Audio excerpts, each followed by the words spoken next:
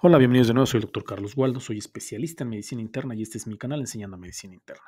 El día de hoy toca subir un caso clínico. Reviso una enfermedad, una patología por medio de un caso clínico para hacerlo un poquito más didáctico y llevarlos paso a paso acerca de cómo se realiza el diagnóstico. Voy a ir haciendo preguntas en el transcurso de la plática para reafirmar algunos conceptos que para mí me parecen fundamentales y claves y lo que siempre les recomiendo cuando vean este tipo de pláticas es tratar de detenerse en la pregunta, analizarla y tratar de responderla. Y por lo menos en este caso clínico en particular, voy a ir revisando cada una de las opciones en las respuestas para ver cuál sería la opción ideal y cuáles son las que tenemos que ir descartando. El día de hoy quiero presentar un caso clínico acerca de un paciente que uno de los principales síntomas con los que acude a la consulta son la fatiga. Entonces, por eso de ahí el nombre de la plática, abordando un caso de fatiga.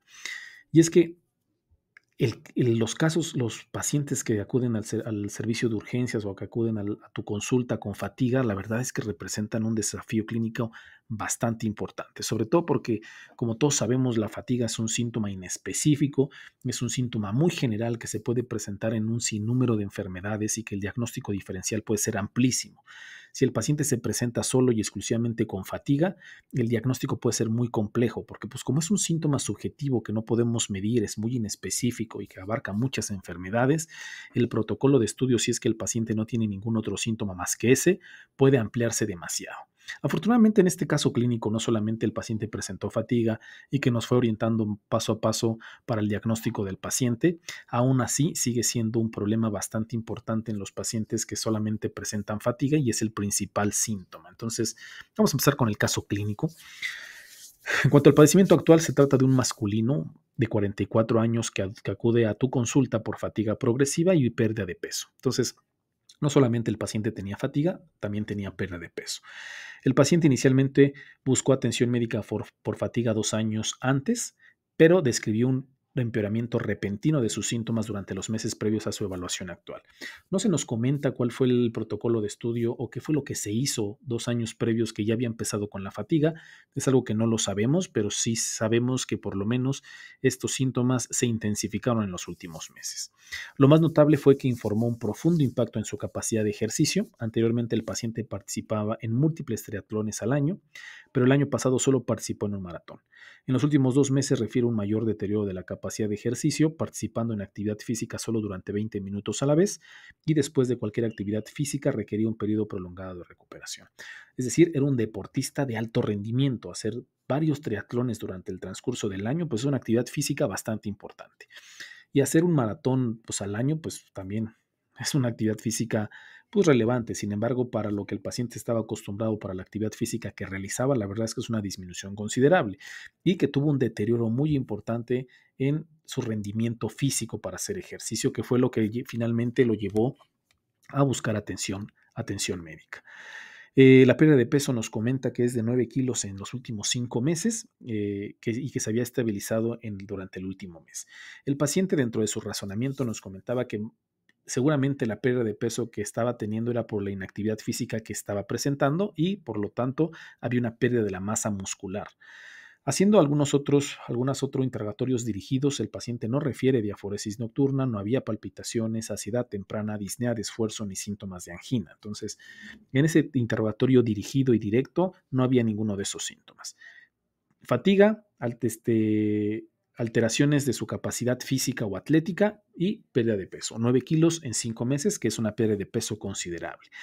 Dentro de sus antecedentes, el paciente refiere que tenía un diagnóstico de hipotiroidismo subclínico desde los 30 años de edad y desde esa época se le estaba dando levotiroxina. También estaba con el diagnóstico de hipertensión y dislipidemia, que ambos estaban tratados con lisinopril, bueno, la hipertensión con lisinopril y dieta y ejercicio para el control de la dislipidemia. Ya se conocía también con el diagnóstico del síndrome de intestino irritable y el paciente había estado describiendo cólicos frecuentes, distensión abdominal, mayor frecuencia de deposiciones blandas, es decir, de diarrea. Sus síntomas eran leves y transitorios.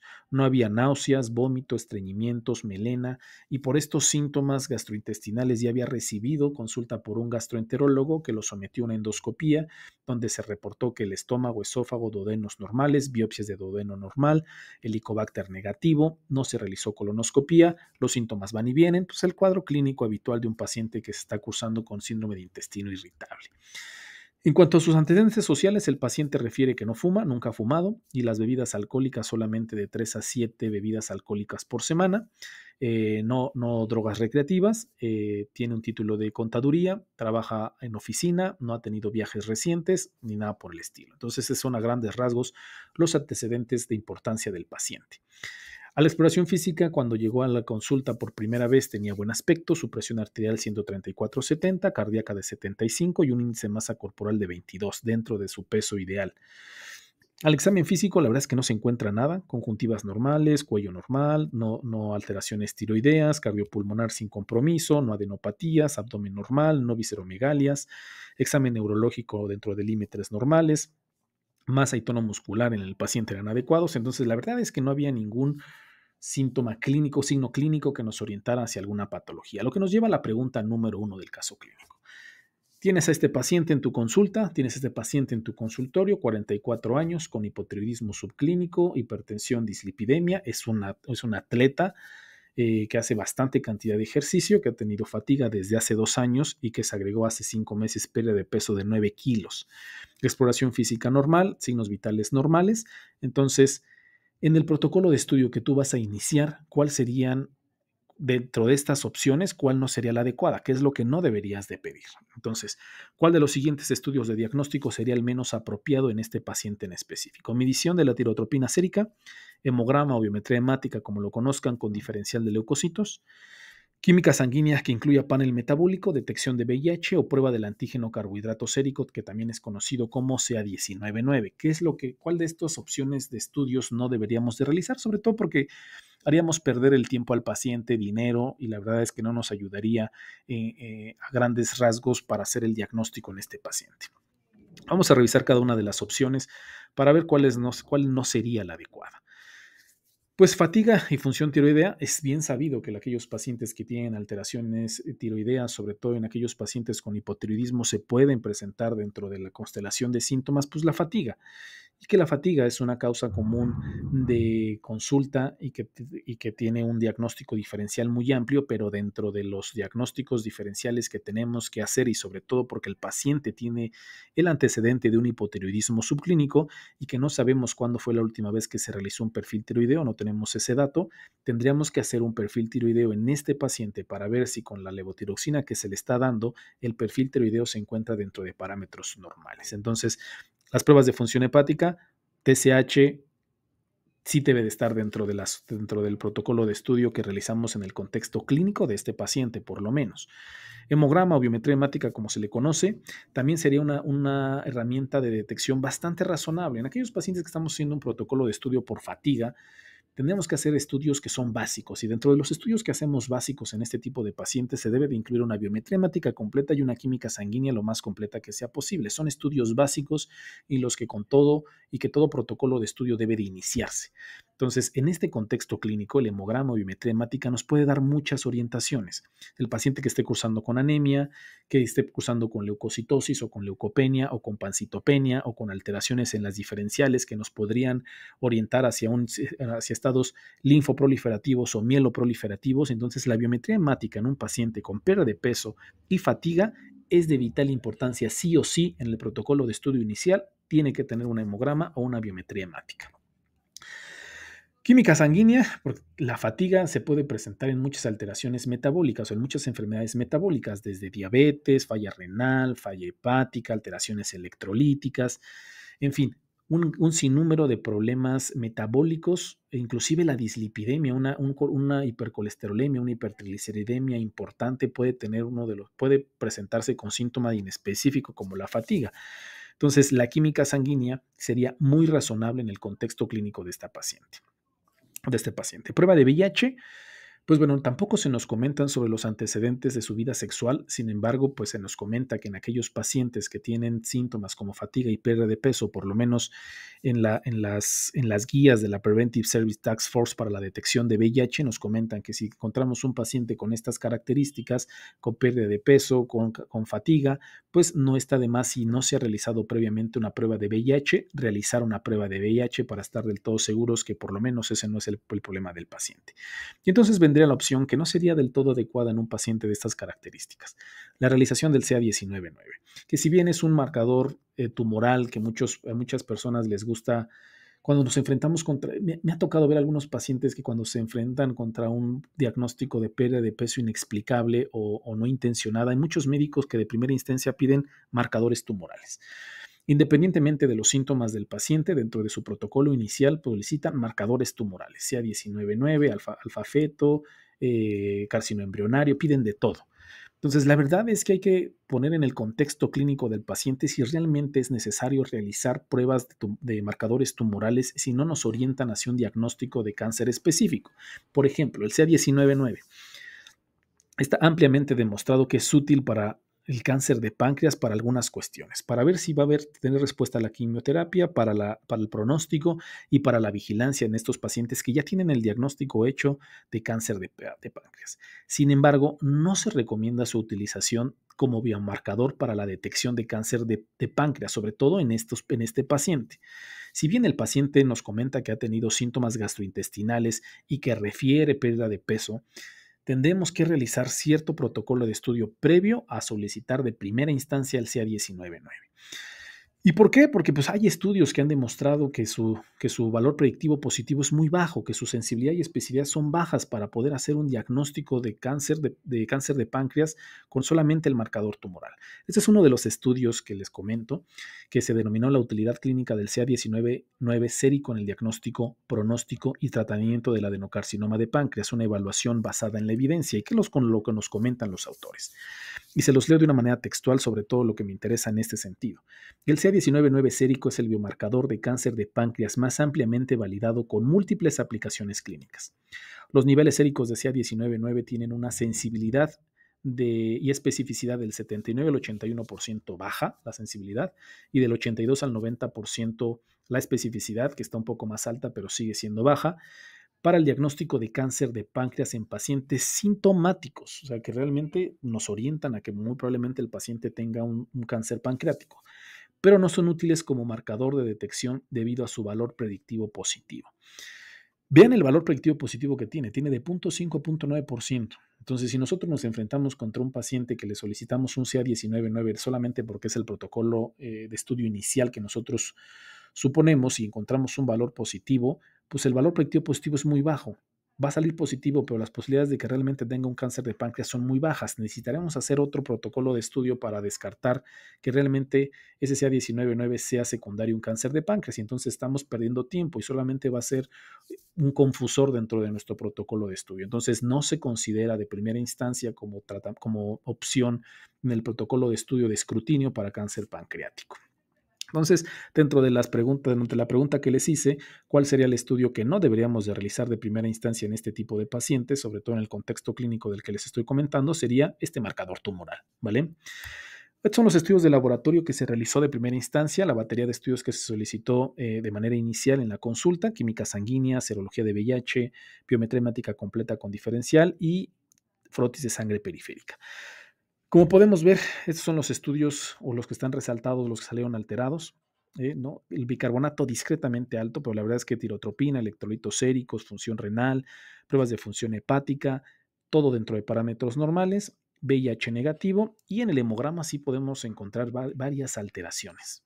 Para empezar, una leucocitosis importante de 20.200, con expensas de neutrófilos que son 13.300, pero también encontramos, por ejemplo, que los eosinófilos están en cero y los basófilos están elevados. Encontramos basófilos de 810 o 0.81 por 10 a la 9, cuando lo máximo son 80 basófilos que encontremos.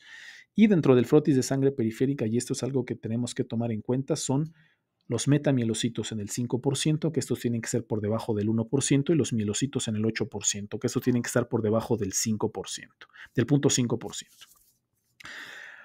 Para tú que eres estudiante de medicina, para ti que estás en formación, ¿por qué es importante estos parámetros de los metamielocitos y los mielocitos? Estos son precursores de neutrófilos en la médula ósea.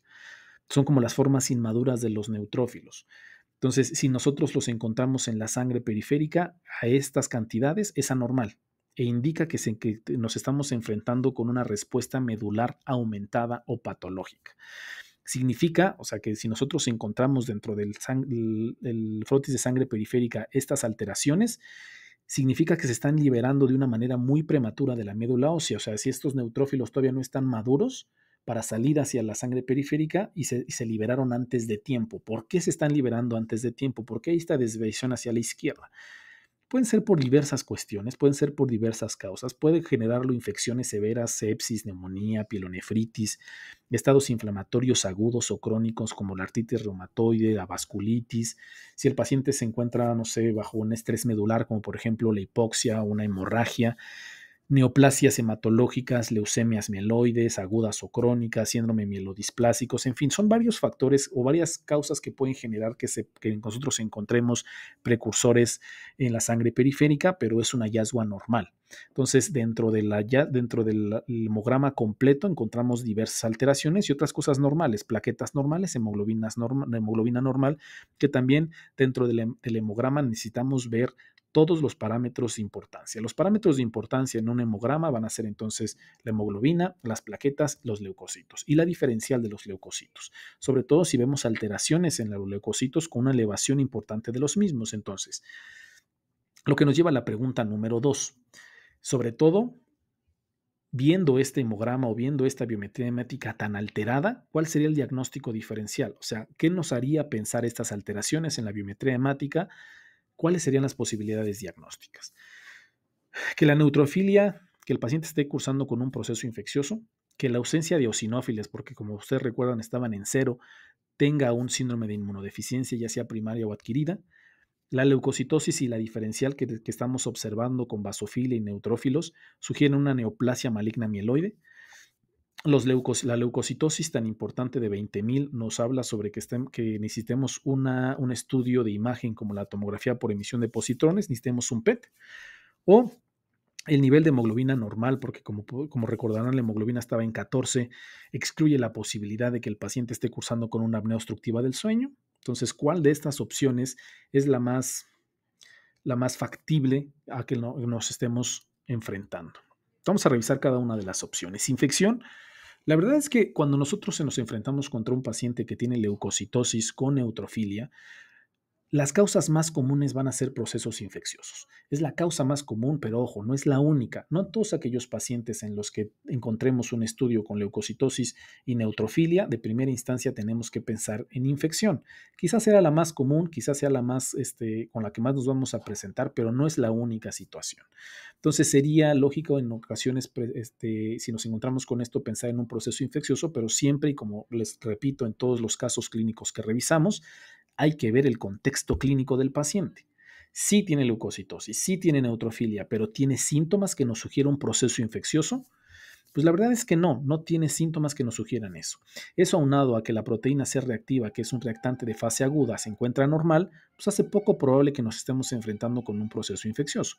Porque si el paciente tiene un proceso infeccioso que está generando esta respuesta leucocítica tan importante que llegue hasta 20,000 con neutrófilos de 13,000, esperaríamos que haya una respuesta inflamatoria sistémica y por lo tanto elevación de la proteína C reactiva, cuestión que no está sucediendo en este paciente.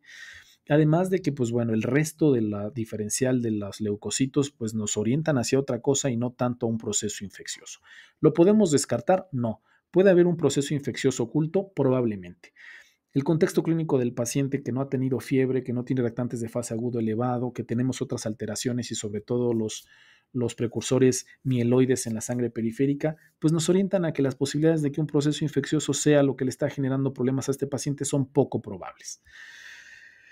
Algún síndrome de inmunodeficiencia, sobre todo porque encontramos eosinofilopenia aislada, pues no se ha descrito ningún síndrome de inmunodeficiencia primaria que se presente con estas características, por lo que esta opción la descartamos de primera instancia. ¿Algún proceso linfoproliferativo? El recuento diferencial de leucocitos de este paciente no es compatible con proceso linfoproliferativo. ¿Cuáles son los procesos linfoproliferativos? Son estas neoplasias o estos cánceres hematológicos que afectan sobre todo a los linfocitos. Entonces, lo que vamos a encontrar o los procesos linfoproliferativos a los que nos vamos a enfrentar son leucemias linfocíticas, ya sea crónicas agudas, y los linfomas con afectación de la médula ósea. Entonces, por lo general en este tipo de pacientes, lo que vamos a encontrar en la diferencial o en la biometría hemática va a ser una linfocitosis marcada, es decir, en lugar de neutrófilos, los linfocitos van a estar bastante elevados y que los podemos encontrar hasta más allá del 50% de los leucocitos. Entonces vamos a encontrar un aumento absoluto y también un aumento relativo de los linfocitos y en algunos casos nos pueden reportar células atípicas. Por lo general en la leucemia, por ejemplo en la leucemia linfocítica crónica, lo que nos van a reportar serán linfocitos pequeños y maduros. En la aguda nos van a presentar o nos van a reportar linfoblastos inmaduros en sangre periférica, y otra de las características en los que vamos a encontrar en los procesos linfoproliferativos, además de la linfocitosis, es neutropenia. Los neutrófilos van a estar disminuidos y en ocasiones vamos a encontrar a los pacientes que están predispuestos a infecciones bacterianas. Entonces, la diferencial en este paciente, que es todo lo contrario, no tiene linfocitosis y los neutrófilos están elevados, es poco probable que nos estemos enfrentando con un proceso linfoproliferativo, por lo que lo descartamos ya de primera instancia. Apnea del sueño, la verdad es que hacer un diagnóstico o descartar un diagnóstico meramente por biometría hemática de una apnea obstructiva del sueño, pues sería irresponsable. La hipoxia en los pacientes con apnea del sueño puede llegar a presentar eritrocitosis, puede llegar a presentar elevación de la hemoglobina, pero no lo vamos a encontrar en todos los pacientes. Entonces, descartar una apnea obstructiva del sueño de primera instancia con la diferencial de la biometría hemática sería muy aventurado. Sin embargo, pues el paciente no tiene características de apnea obstructiva del sueño. La apnea obstructiva del sueño puede provocar fatiga, puede provocar esta disminución de la energía en los pacientes en el transcurso del día, sobre todo por las hipoxias repetidas que presenta durante el sueño. Sin embargo, la pérdida de peso tan importante que el paciente está presentando y que se encuentra dentro de su peso, tiene un índice de masa corporal de 22, pues sería poco probable que este fuera el principal problema que le está generando la fatiga y la pérdida de peso. Entonces es poco probable, pero no la podemos descartar solamente por una biometría hemática. Entonces, ¿qué es lo que nos estamos enfrentando? ¿Cuál es la causa que probablemente esté generando este diagnóstico, estas alteraciones hematológicas? La presencia de basofilia, que hay que recordar que tenía 810, esos precursores mieloides que lo encontramos en el frotis de sangre periférica, son altamente sospechosos de malignidad mieloide.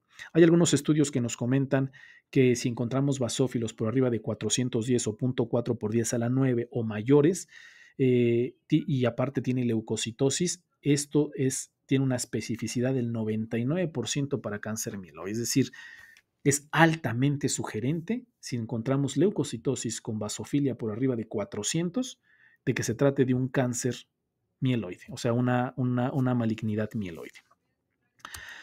Entonces, ¿cuál fue la evolución del caso? Se repitió la biometría hemática junto con la diferencial de los leucocitos, que volvieron a aparecer leucocitosis, basofilia y precursores mieloides circulantes. Se presentaron exactamente igual. No nos comentan cuáles fueron los resultados específicamente, pero sí nos comentan que se volvieron a repetir y volvieron a salir los mismos resultados.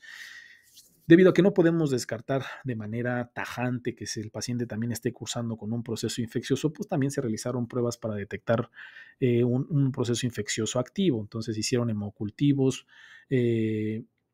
urocultivos, toma de examen general de orina para buscar infecciones bacterianas, hongos, etc. Y se mandó al servicio de hematología para continuar el protocolo de estudio en el paciente. Lo que nos lleva a la pregunta número 4, la pregunta número 3.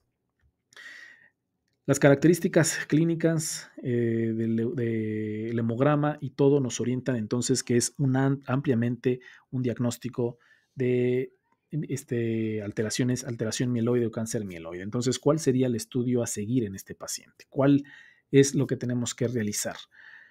Análisis de mutación YAC2, evaluación de sangre periférica para transcripciones de fusión del oncogen BCR-ABL, electroforesis de proteínas séricas y evaluación de la proporción de cadenas ligeras libres kappa y lambda, citometría de flujo o análisis de la mutación de CALR. ¿Qué es lo que tenemos que hacer en este paciente? Mutaciones YAC2 y neoplasias mieloproliferativas. Tendríamos que hacer este estudio, mutaciones de YAC2, si nosotros estuviéramos pensando en neoplasias mieloproliferativas. ¿Cuáles son las neoplasias mieloproliferativas a los que nos vamos a enfrentar? Pacientes con policitemia vera, pacientes con trombocitosis esencial y pacientes con mielofibrosis. Cuestiones que no encajan con nuestro paciente. ¿Por qué? Porque en la policitemia vera lo que vamos a encontrar es eritrocitosis y por lo tanto elevación de hemoglobina y hematocrito. ¿Y cuáles son los síntomas que por lo general presentan? Cefalea, mareo, visión borrosa, prurito, eh, y algunos otros síntomas que la verdad es que no encajan con nuestro paciente. En los pacientes con trombocitosis esencial, pues lo que encontramos es elevación de las plaquetas. Por lo general, y lo que nos describen es por arriba de 400,000, 450,000 plaquetas. Cuestión que este paciente tenía 160,000, entonces tampoco encaja en que el paciente tenga una trombocitosis esencial. En la mielofibrosis primaria, pues que por lo general, si bien los leucocitos y plaquetas pueden ser variables, una constante en estos pacientes es una anemia importante. Hemoglobinas por debajo de 10 se presentan. Y pues obviamente todo el síndrome anémico que puede llegar a presentar, palidez, fatiga, disnea, palpitaciones, etcétera, etcétera, etcétera. Cuestiones que el paciente no tiene. Entonces, no hay ningún síntoma y ningún resultado en la biometría hemática que nos oriente a que nos estamos enfrentando con alguna neoplasia mieloproliferativa, por lo que este estudio de JAK2 pues lo descartamos, no se debe de realizar en este paciente. Revisando el resto de las opciones, pues una electroforesis de proteínas séricas, cadenas ligeras libres capa lambda, se hace para el diagnóstico de un paciente con mieloma múltiple. La presentación de este paciente no tiene nada que ver con un mieloma múltiple, por lo que no hay la necesidad de realizar una electroforesis de proteínas. Realizar una citometría de flujo, pues es una técnica de laboratorio que se utiliza para analizar, para clasificar células en función de sus características tanto físicas como moleculares y que hace diagnósticos de diversas enfermedades hematológicas, leucemias, linfomas, síndromes mielodisplásicos, etcétera, etcétera. Sin embargo, como las alteraciones que nosotros estamos encontrando son del linaje mieloide, pues no valdría la pena la realización de citometría de flujo. Lo tendríamos que dejar para otras neoplasias hematológicas, pero específicamente para las que son del linaje mieloide no se deben de realizar. Mutaciones del CALRL, puede encontrarse en algunos pacientes con trombocitopenia esencial y mielofibrosis, pero como ya les había comentado en la diapositiva previa, el paciente no tiene ninguna característica de estas enfermedades, por lo que tampoco nos serviría las mutaciones del CAL. Entonces, ni JAK2, ni ni ninguna otra de las opciones que le estoy poniendo aquí. Entonces, ¿cuál sería el siguiente paso? Si nosotros estamos sospechando de un problema mieloide, el siguiente paso sería la evaluación y búsqueda de la fusión de oncogen BCR-ABL, que también lo conocemos como cromosoma Filadelfia. Este es un producto genético resultante de la translocación del cromosoma 9 y 22. Ahorita les voy a explicar más o menos y a grandes rasgos a qué nos referimos con este. Este oncogen se encuentra en un cromosoma 22 acortado, conocido como el cromosoma Filadelfia. La presencia de esta alteración en el cromosoma 22 es un hallazgo patognomónico de la leucemia mieloide crónica. Entonces, si nuestras opciones, sobre todo porque si bien muchas enfermedades pueden causar vasofilia, el grado de vasofilia que este paciente tenía de 810, la presencia de precursores mieloides que se encontraron en el frotis de sangre periférica que se repitieron en una segunda toma de muestra de sangre. Y pues los síntomas que el paciente presenta son altamente sugerentes de leucemia mieloide crónica. Entonces, todo nos orienta hacia ese diagnóstico. Entonces, el siguiente paso en este paciente sería la búsqueda de la fusión del oncogen BCR-ABL. Entonces, ¿qué fue lo que se hizo? Se recabaron los resultados de los estudios para descartar proceso infeccioso, los cultivos, urocultivo, todo salió negativo, serologías fúngicas y cuantiferón para tuberculosis también salió negativa, se realizó una PCR o reacción en cadena de polimerasa para la fusión del gen BCR-ABL, lo cual salió positivo para la forma de fusión P210 de BCR-ABL, y dentro del protocolo diagnóstico también el servicio de hematología realizó una biopsia de médula ósea que nos reportan una médula marcadamente hipercelular con un aumento de precursores mieloides, megacariocitos y una proporción mieloide a eritroide. No se identificaron anomalías linfocíticas y debido a la presentación clínica del paciente y los hallazgos de la evaluación de laboratorio y el resultado de la PCR, el diagnóstico fue leucemia mieloide crónica, ¿no? Entonces, este fue el diagnóstico definitivo. Y dentro del diagnóstico, si ya sabemos que es una leucemia mieloide crónica, que si bien son cuestiones que el hematólogo o el especialista tiene que realizar, no está de más que nosotros sepamos cuál es el tratamiento de estos pacientes y más adelante les voy a explicar por qué necesitamos saber con mucho mayor detenimiento, con mucho más detalle, lo que es esta enfermedad, leucemia mieloide crónica. Yo les voy a explicar por qué. ¿Por qué tenemos que estar al tanto, sobre todo los internistas y los médicos de primer nivel? ¿Por qué tenemos que conocer y saber el diagnóstico, el tratamiento de este tipo de pacientes? Pero ¿cuál sería el tratamiento en estos pacientes? Hidroxiurea, flebotomía terapéutica, imatinib, cuidados paliativos y 81 miligramos de aspirina, trasplante de médula ósea. En el contexto clínico de este paciente, recién diagnosticado, 44 años, con el diagnóstico de leucemia mieloide crónica, ¿cuál sería el tratamiento de primera línea? Hidroxiurea. La verdad es que la hidroxiurea no es un tratamiento de primera línea, se deja para aquellos pacientes, pues un agente citorreductor, para aquellos pacientes que están cursando con una crisis blástica refractaria. ¿Qué es una crisis blástica? La crisis blástica es cuando hay una proliferación descontrolada de los blastos en la médula ósea y en la sangre periférica. Por lo general vamos a encontrar igual o más del 20% de blastos en la médula ósea o en la sangre periférica. Por lo general tiene una rápida progresión y un mal pronóstico si no se trata a tiempo. Entonces, estos pacientes en específico pueden generar este tipo de cuestiones, pueden generar crisis blásticas. Entonces, en los pacientes que tienen crisis blásticas, se puede llegar a utilizar este tipo de medicamentos o de manera temporal en aquellos pacientes que de primera instancia se encuentran con leucocitos por arriba de 30,000, se puede llegar a utilizar, pero no es un tratamiento de primera línea. Se utilizan, sí, pero no son de primera línea. Flebotomía, la verdad es que la flebotomía en ocasiones la podemos usar para pacientes con policitemia vera, pero no está descrito y no es de utilidad en pacientes con leucemia mieloide crónica. Aspirina y cuidados paliativos. No, la aspirina y los cuidados paliativos por lo general lo dejamos en los pacientes con trombosis esencial y no se considera una terapia adecuada para este paciente. Trasplante de médula ósea es una de las opciones de tratamiento en los pacientes, un trasplante halogénico de células madres. Sin embargo, pues generalmente se dejan en aquellos pacientes con crisis blásticas refractarias a otras modalidades o a otros tipos de tratamientos y no se considera de primera línea ni en este paciente en particular. Entonces, ¿cuál es el tratamiento de elección o de primera línea en este paciente? El imatinib. El imatinib es un inhibidor de la tirosina quinasa y que se considera la terapia de primera línea y por lo tanto es la opción más apropiada. Entonces, la respuesta correcta es imatinib. En este paciente de primera instancia, tratamiento de primera línea será imatinib. ¿Cuál fue la evolución del caso? Se le recetó imatinib, 2 meses después el paciente se presentó para una evaluación ambulatoria y se reportó una mejoría de los síntomas, sobre todo de la fatiga, y se detuvo la pérdida de peso. Los estudios del laboratorio fueron notables por lo siguiente: los leucocitos bajaron de 20,000 a 4,500, los neutrófilos de 13,000 a 3,400, linfocitos dentro de parámetros normales, monocitos dentro de parámetros normales, eosinófilos de 800 a 0, y no se detectaron precursores mieloides. El frote y sangre periférica normal. El paciente manifestó interés en reiniciar el ejercicio y el entrenamiento de triatlón. Solicitó una opinión médica sobre su pronóstico porque no está seguro de si debe continuar con los exámenes de salud preventivos apropiados para su edad dado su nuevo diagnóstico de cáncer. Lo que le preocupa a este paciente es, pues, ¿cuánto me queda de vida, doctor?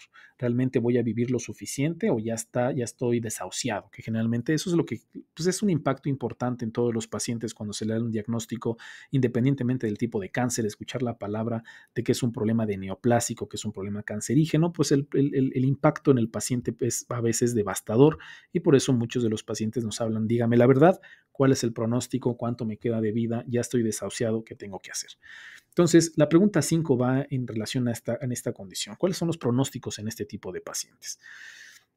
¿Cuál de las siguientes opciones representa el pronóstico más probable para este paciente? Posible necesidad de un trasplante de médula ósea en el futuro, curación de la enfermedad después de completar 12 meses de terapia, esperanza de vida reducida debido a infecciones oportunistas, sus estudios de laboratorio indican que está curado y puede terminar la terapia, o tiene una esperanza de vida normal después del tratamiento. Entonces, trasplante, todos los pacientes con leucemia mieloide crónica van a necesitar trasplante, pues no todos. La verdad es que se reserva para aquellos pacientes que tienen que son refractarios a múltiples inhibidores de la tirosina quinasa. Hay 5 medicamentos inhibidores de la tirosina quinasa aprobados por la FDA, entonces hay diversas opciones para este tipo de pacientes y aparte, pues ya si no responde a este tratamiento de primera línea, se puede realizar el trasplante. Se nos habla de que hay una tasa de resistencia a la tirosina quinasa de aproximadamente 2% por año. Es poco probable que este paciente vaya a requerir un trasplante. No está descartado por completo porque apenas lleva 2 meses de tratamiento. Sin embargo, las posibilidades quizá pueden llegar a ser bajas. Curación, pues no se puede hablar después de 2 meses sobre una curación y menos de un año. Los estudios que se han realizado en este tipo de pacientes con tratamiento de primera línea con inhibidores de la tirosina quinasa son estudios de 2 años para adelante. Entonces, ahorita vamos a hablar un poquito más al respecto. Esperanza de vida reducida por infecciones. La verdad es que como no afecta a los neutrófilos, no disminuye o no provoca una neutropenia importante este tipo de pacientes, la preocupación para que ponga en peligro la vida procesos infecciosos o infecciones oportunistas, pues la verdad es que pues no es un problema importante en estos pacientes. Curado en estos momentos, después de 2 meses de tratamiento, sería extremadamente aventurado comentar que el paciente ya está curado, necesita seguimiento por un tiempo bastante prolongado.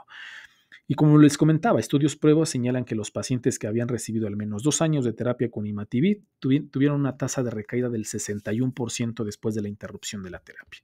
Sería prematuro asumir la resolución de la enfermedad y no se recomendaría la interrupción del medicamento a solo 2 meses del inicio del mismo. Este es uno de los estudios que hablan al respecto sobre el tratamiento, o sea, las recaídas y sobre la mejoría en los pacientes por lo menos a 2 años. Se denominó interrupción de imatinib en pacientes con leucemia mieloide crónica que han mantenido una remisión molecular completa durante al menos 2 años. El ensayo prospectivo y multicéntrico y se denominó STEAM. Lo que nos dicen los autores es que el imatinib se puede suspender de manera segura en pacientes con leucemia mieloide crónica de al menos 2 años de duración. La suspensión de imatinib en este contexto produce resultados prometedores para la supervivencia libre de recaída molecular, lo que aumenta la posibilidad de que al menos en algunos pacientes la leucemia mieloide crónica se pueda curar con inhibidores de la tirosina quinasa. Entonces, si bien, por ejemplo, estas son las gráficas que nos presentan en el estudio. La supervivencia libre de recaída molecular fue de aproximadamente 41% a los 12 meses y del 38% a los 24 meses. Entonces, sí hay un porcentaje importante de pacientes están libres de recaída, pero 62% pueden llegar a presentar recaída. Entonces, de esos 100 pacientes, 60 y tantos pueden llegar a presentar recaída. Es un número y bastante importante. Entonces, el tratamiento con los inhibidores de tirosina quinasa son tratamientos prolongados por arriba de 2 años y después de 2 años las posibilidades de que puedas presentar una recaída pues siguen siendo elevadas. Y entonces, pues es razonable pensar que este paciente tiene una alta posibilidad de una respuesta molecular sostenida y una expectativa de vida normal, dado la baja tasa de resistencia de los inhibidores de la tirosina quinasa. Y como les había comentado, existen 5 diferentes tipos de inhibidores de la tirosina quinasa aprobados por la FDA y si ninguno de estos funciona, tenemos el trasplante de médula. Entonces, hay varias opciones para los pacientes para que en vías de todos estos tratamientos pueda tener pues, una esperanza de vida normal. ¿Cuál fue la conclusión del caso? El paciente continuó con su terapia con imatinib. 2 años después del diagnóstico, las transcripciones de fusión para el oncogen BCR-ABL siguen sin detectarse en el análisis de sangre periférica. Su tolerancia al ejercicio ha mejorado y continúa trabajando para alcanzar su nivel anterior de actividad física. Tuvo una adecuada respuesta. Parece que el pronóstico es bastante bueno, pero el paciente necesitará continuar con la vigilancia. Entonces, me gustaría hablar un poquito y a grandes rasgos y en resumen de la leucemia mieloide crónica. Como les había comentado, pues la fatiga, y como se los he venido repitiendo a través de la plática, la fatiga es un síntoma inespecífico, pero que dentro de ellos, dentro de los diagnósticos diferenciales, están las neoplasias malignas. Si nosotros nos encontramos con un paciente con fatiga, pérdida de peso y alteraciones como leucocitosis con basofilia y células precursoras mieloides, pues lo más seguro es que nos estemos enfrentando con este problema, con una leucemia mieloide crónica. Y ojo, considerando que esta presentación clínica puede ser bastante general, o sea, la verdad es que los síntomas que el paciente puede llegar a presentar son muy vagos. Fatiga, pérdida de peso y dolor en las articulaciones. Entonces, al ser síntomas tan generales, tan inespecíficos, tan vagos, se nos puede pasar por alto el diagnóstico de este tipo de pacientes. Entonces, los médicos de atención primaria, los médicos que nos encontramos en consulta, médicos generales, médicos familiares, médicos internistas, tenemos que tener muy en cuenta los síntomas que se pueden presentar y las características que nos orientan a este tipo de enfermedad, sobre todo para hacer un diagnóstico oportuno y referirlos de manera igual de oportuna con el especialista, en este caso con el hematólogo. Entonces, por eso la importancia de que nosotros conozcamos este tipo de enfermedad. Porque si bien no es una enfermedad con una incidencia muy alta, o sea, se reporta de 1 a 2 casos por 100,000 habitantes, por lo menos en Estados Unidos, sin embargo, la prevalencia ha ido en incremento y ahorita les voy a explicar por qué. Pero bueno, me gustaría explicarles a qué nos referimos con el oncogen BCR-ABL que les he estado repitiendo constantemente durante la plática. Lo que vamos a encontrar en este tipo de pacientes es esta alteración, un oncogen de función BCR-ABL, que es la patogenia subyacente y la que va a generar todo el desgarriate en esta enfermedad. ¿Pero a qué nos referimos con eso? Lo que pasa en estos pacientes es que hay una translocación del cromosoma 9 y 22. ¿A qué nos referimos con una translocación? Si es que para los médicos en formación. Es un tipo de anomalía que se lleva a cabo a nivel cromosómico, la estructura de los cromosomas, en los cuales un segmento de un cromosoma se rompe y se une a otro cromosoma. Por ejemplo, como vemos en la diapositiva, una parte del cromosoma 9 se va a desprender y se va a juntar con otras partes o con otro cromosoma que no es homólogo. Este reordenamiento genético puede provocar alteraciones genéticas y alteraciones en la función. Este gen que debería de tener cierta función, al tener estas alteraciones y estas adiciones que no debería de tener, empieza a funcionar mal y empieza a alterar la producción de muchas otras sustancias que van a terminar afectando al organismo. Entonces, lo que sucede entonces en estos pacientes es que un fragmento del cromosoma 9, como estamos viendo en la diapositiva, que contiene el gen ABL, se fusiona con un fragmento del cromosoma 22 que contiene el gen BCR y entonces van a generar el oncogen de función. Por eso se llama oncogen de fusión. Se fusiona una parte del cromosoma 9 con una parte del cromosoma 22 para generar un oncogen acortado que finalmente va a generar que se codifique una tirosina sinasa normal. Para explicarles lo que hace la tirosina sinasa, pues es un desgarriate, pero es el principal problema que generan los pacientes con esta enfermedad. Es el principal, la principal fisiopatogenia para que se alteren y se lleven a cabo todas estas alteraciones que vamos a encontrar en estos pacientes. Entonces, en conclusión, la leucemia mieloide crónica es una neoplasia mieloproliferativa que se caracteriza por la presencia del gen de fusión BCR-ABL y se caracteriza por un aumento de producción de células mieloides. Esta alteración, este gen anormal, este gen que se denomina cromosoma Filadelfia, va a generar que se produzcan células mieloides anormales y finalmente esta enfermedad. El tratamiento de elección y el tratamiento de primera línea, como lo que se está alterando y lo que se está produciendo de manera normal son la tirosina quinasa, entonces el tratamiento es atacar esa tirosina quinasa que se está produciendo de manera normal y por eso el tratamiento es un inhibidor de la tirosina quinasa porque se dirige específicamente a este producto del gen de fusión que ya vimos y se reconoce como una terapia de primera línea para este cáncer. Eh, Después de que se aprobó este medicamento, por ejemplo, el imatinib o los inhibidores de la tirosina quinasa, pues la verdad es que la mortalidad de esta enfermedad se redujo considerablemente. Entonces, sin embargo, como el tratamiento es prolongado, como estamos viendo, el tratamiento son 2 años o más, si bien la mortalidad disminuyó, la prevalencia se incrementó porque encontramos a más pacientes vivos con esta enfermedad porque es una enfermedad que requiere tratamientos prolongados. Entonces, la prevalencia se va a incrementar. La prevalencia en Estados Unidos y en el mundo se está incrementando. Hay datos que nos comentan que en el 2040 se estima que va a haber entre 180,000 y 450,000 pacientes con esta enfermedad. Entonces, al ver que es una prevalencia tan alta, vamos a encontrarnos mucho más pacientes en la consulta con esta enfermedad. Entonces, nosotros necesitamos conocer esta enfermedad, cómo se diagnosticó, cuál ha sido su evolución, cuál es el tratamiento, cómo lo está tomando. Entonces, necesitamos conocer este tipo de enfermedad para nosotros poder darles el seguimiento adecuado si es que nos estamos encontrando con uno de estos pacientes en la consulta. Y sobre todo, los efectos secundarios o los efectos secundarios o reacciones adversas que se pueden presentar con la toma de estos medicamentos, que pueden ser diversos. Estos medicamentos interactúan con múltiples agentes porque inhiben el citocromo P450, puede generar edema periférico, aumento de peso, fatiga, mialgias, hiperglucemia, prolongación del intervalo QT, alteraciones renales, alteraciones hepáticas. Entonces, tenemos que echarnos un clavado sobre este tipo de medicamentos porque son cada vez más pacientes que van a tener esta enfermedad. Son más pacientes que se van a encontrar vivos con el medicamento de largo plazo. Entonces, tenemos que conocer este tipo de medicamentos para saber si no estamos dando algún medicamento que interfiera con este fármaco y los efectos secundarios del mismo. Entonces, es importante que conozcamos esta información porque necesitamos hacer una detección oportuna para poder derivarlos de una manera importante con los hematólogos. Entonces, me pareció un tema interesante, me pareció un tema importante que necesitamos conocer. Las enfermedades hematológicas tienen una prevalencia bastante importante hoy en día a nivel mundial, qué decir en México, entonces necesitamos conocer este tipo de problemas y saber que podemos, o sea, con una biometría hemática nos podemos orientar a muchísimas enfermedades hematológicas, sabiendo leer una diferencial de los leucocitos o sabiendo leer las líneas principales de una biometría hemática, hemoglobina, plaquetas, leucocitos y de los leucocitos las diferenciales. Nos pueden dar muchísima ayuda, nos pueden orientar de una manera muy importante si nosotros sabemos leer una biometría hemática junto con el contexto clínico del paciente. Y pues nada, eso sería todo. Espero que les haya gustado, espero que sea de su interés. Muchísimas gracias a todos por sus comentarios, sus likes.